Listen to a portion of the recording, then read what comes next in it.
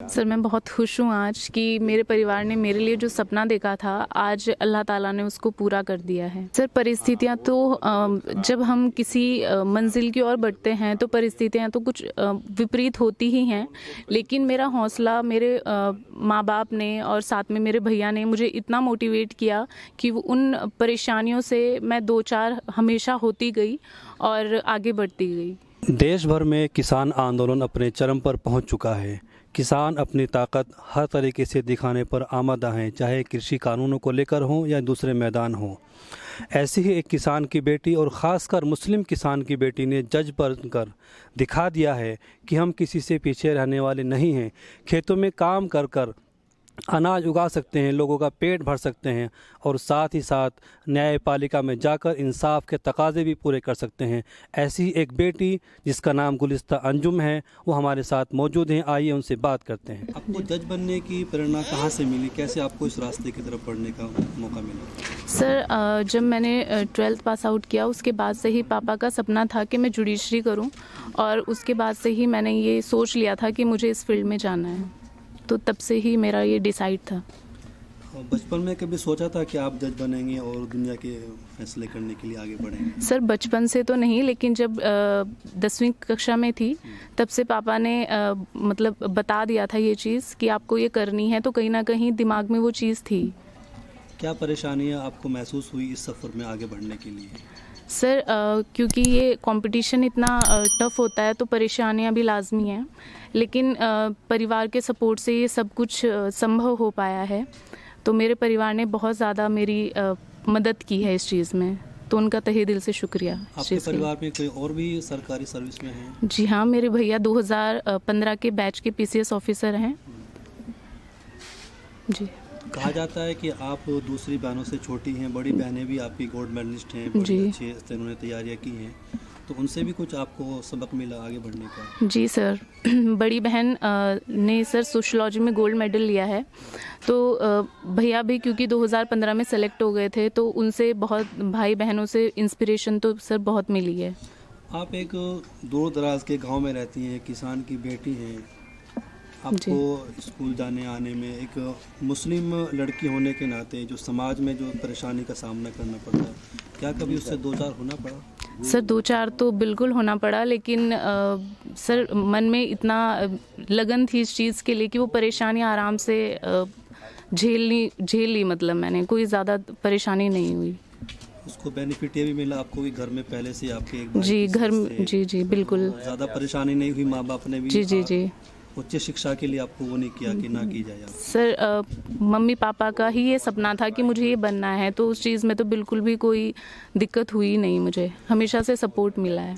मुस्लिम लड़कियों में देखा जाता है कि वो आला तालीम तो दूर, तालीम की तरफ भी कम जाती हैं, तो उनके लिए क्या कुछ आप पैगाम देना चाहेंगे, संदेश देना चाहेंगे? मैं यही कहना चाहूँगी कि जितनी भी मेरी मुस्लिम बहनें हैं वो अपनी लगन और मेहनत करती रहें, तो अल्लाह ताला उन्हें ज़रूर उनके जो भी मुकाम है उनको ज़रूर हासिल करने में उनकी पूरी मदद करेंगे।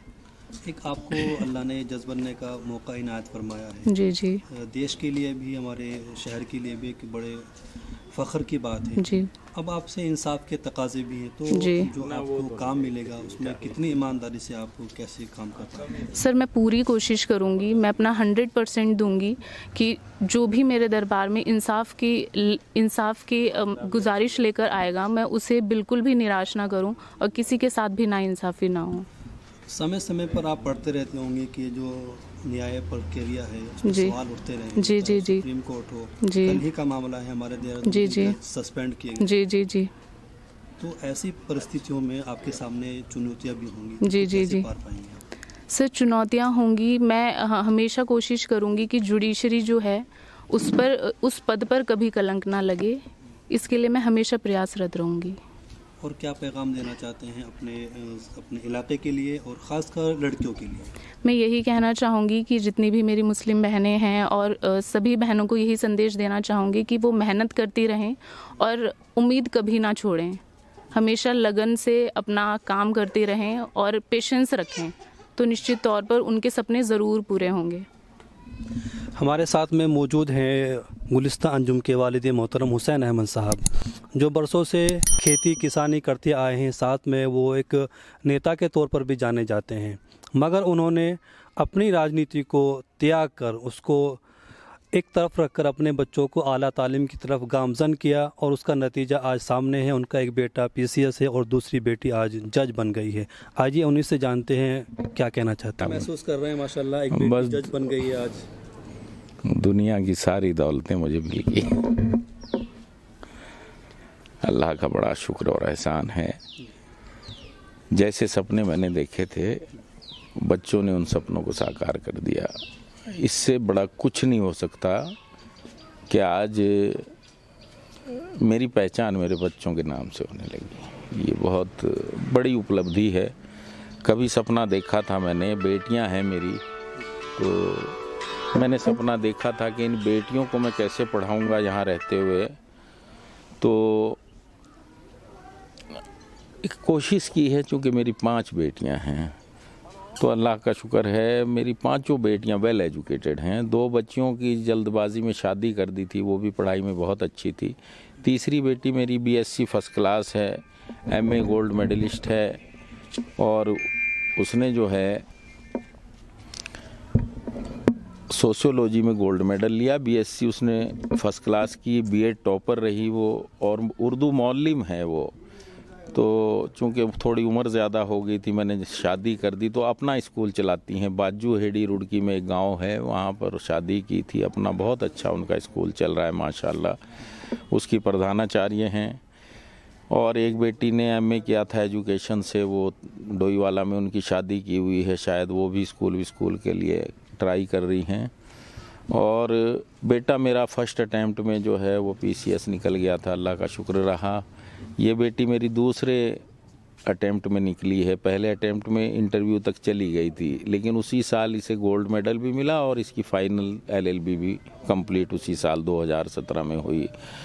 तो मेरे बच्चों ने मेरे सारे सपने साकार कर दिए, और ये अल्लाह का करम था कि इन्होंने मेहनत की और अल्लाह ने इनकी मदद की। बड़े पेशेंस रखा। मेरी बेटी ने जो है 3 साल बड़ी मेहनत की है। और ये संदेश भी देना चाहता हूँ मैं बच्चों को, चूँकि मुस्लिम रिफॉर्मेटिव सोसाइटी के तहत मैंने ईमानदारी से कोशिश की कि बच्चों को हायर एजुकेशन में कोई रास्ता हम दे दें, और एक मोटिवेशन का काम मैं करता हूँ, आज भी करता हूँ। और बच्चों से भी यही बात कही मैंने कि ये भी अब समाज के लिए, पूरे समाज के लिए, जब तक हमारा समाज अच्छा नहीं होगा देश अच्छा नहीं बन सकता। और देश अच्छा तभी बनेगा जब हम अच्छे होंगे, तमाम लोग अच्छे होंगे। पूरे समाज के अंदर हम लोग एक अच्छाई का पैगाम दें, एक बेहतरी का पैगाम दें, इंसाफ का पैगाम दें, गरीब मज़लूम लोगों की मदद करने का हम काम करें। तो मैं समझता हूँ एक बेहतरीन समाज हम बना सकते हैं। जिस दुनिया में खुदा ने हमें भेजा है उसको खूबसूरत बनाकर यहाँ से चले जाएं, तो शायद इससे अच्छा कुछ नहीं होगा। कहा जाता है कि आपने अपने बच्चों की आला तालीम के लिए अपनी सियासत को भी त्याग दिया। हाँ, नहीं, वो एक मौका आया था और उसमें बहुत तकलीफ़ से मैं गुज़रा था 2002 में। हालांकि 2004 मैंने पार्लियामेंट टिहरी लोकसभा लड़ा था समाजवादी पार्टी से, वो भी ज़बरदस्ती लड़ा था, लेकिन उसके बाद मुझे जो है सियासत से बरतरफ होना पड़ा। चूँकि बच्चे मेरे बड़े हो गए थे सब, और सब हायर एजुकेशन में थे, तो मैंने फ़ैसला ये लिया था कि पहले बच्चों की पढ़ाई है, सियासत बाद में होती रहेगी। और ये एक फ़ैसला मेरा, मैं समझता हूँ आज मुझे लग रहा है कि ये अच्छा फ़ैसला था उस वक्त जो लिया था। उस फ़ैसले की वजह से आज मेरे बच्चे कामयाब हो गए। बस बहुत बड़ा अल्लाह का शुक्र है। गांव में रहकर बच्चों को आला तालीम की तरफ ले जाने के लिए आपने क्या क्या संघर्ष किए होंगे? समाज में भी कहा जाता रहा होगा कि बिटिया को आप पढ़ा रहे हैं। हाँ, दरअसल आप आए हैं इस वक्त तो आपने देखा होगा मेरा घर जो है गांव के आखिर में है।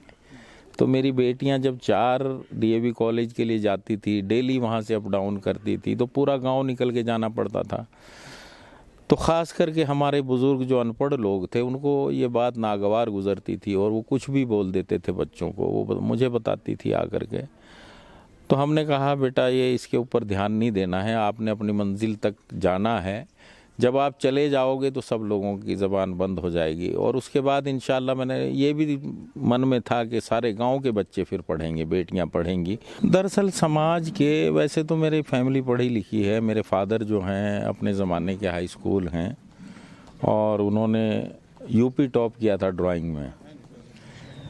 तो लेकिन उसके बाद जो हमारा एक माहौल था गांव का, वो माहौल इस बात की इजाज़त नहीं दे रहा था कि बच्चियां खास करके बालिग होने के बाद पढ़ने के लिए चली जाएं, और वो एक माहौल बना हुआ था। अब उसको तोड़ना थोड़ा मुश्किल था, लेकिन हमने कोशिश की है और अल्हम्दुलिल्लाह वो माहौल टूट गया है। और बच्चियां जो हैं फिर स्कूल अब जाती थी तो लोग बोलते भी थे, लेकिन हमने बच्चों को जहनी एतबार से इसके लिए तैयार, बड़ी बेटियों को ख़ास करके किया था कि बेटियां जो हैं वो किसी की बात पे कोई रिएक्शन ना करें, अपना काम से काम रखें। और अल्हम्दुलिल्लाह वो DAV college daily up down करती रही और 5-5, 6-6 साल वहाँ पढ़ी हैं।